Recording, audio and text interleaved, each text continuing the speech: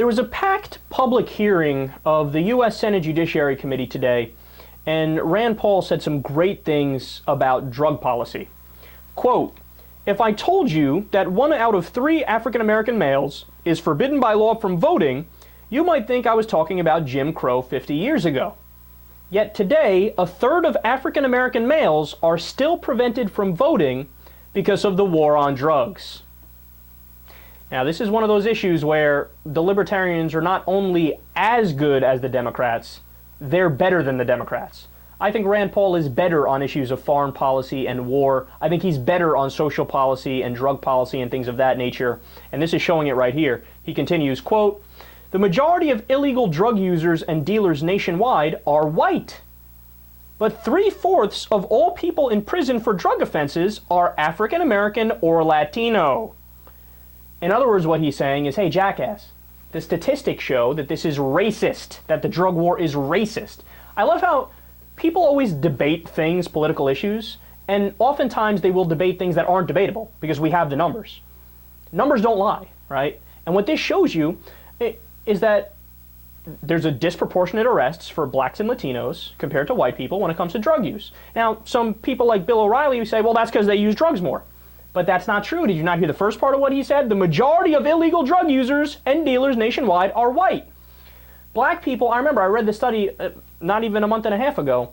Black people are 4 times more likely to get arrested for marijuana use compared to white people. Meanwhile, they use at the same rate.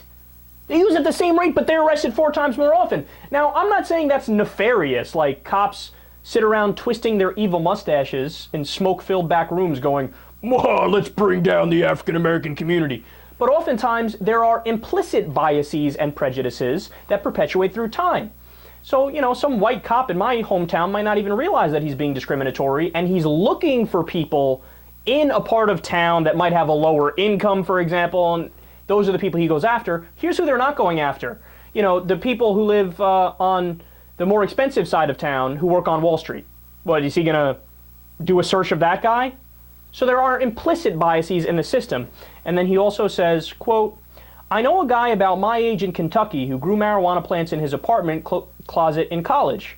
30 years later, he still can't vote, can't own a gun, and when he looks for work, he must check the box that basically says, I'm a convicted felon and I guess I'll always be one."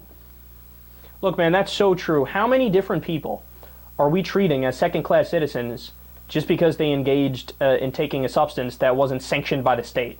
Look, alcohol is worse than marijuana. All the studies say that. But if you drink alcohol, there's no problem with that. You could be anybody in society. It's totally normal. You go out after work to drink some alcohol. You can get a promotion from sitting around and drinking with your boss, right? But if it's marijuana, there's a taboo. You're arrested, it stays on your record, and nobody wants to hire you. Look at how arbitrary that system is. Look at how stupid that system is. No, it doesn't make any sense at all. If we want to do what's right, I mean, the answer is obvious. At the very least, you decriminalize. At best, which I'm in favor of, you legalize everything. And guess what else will happen? It'll be a big boon to the economy. Who's against that?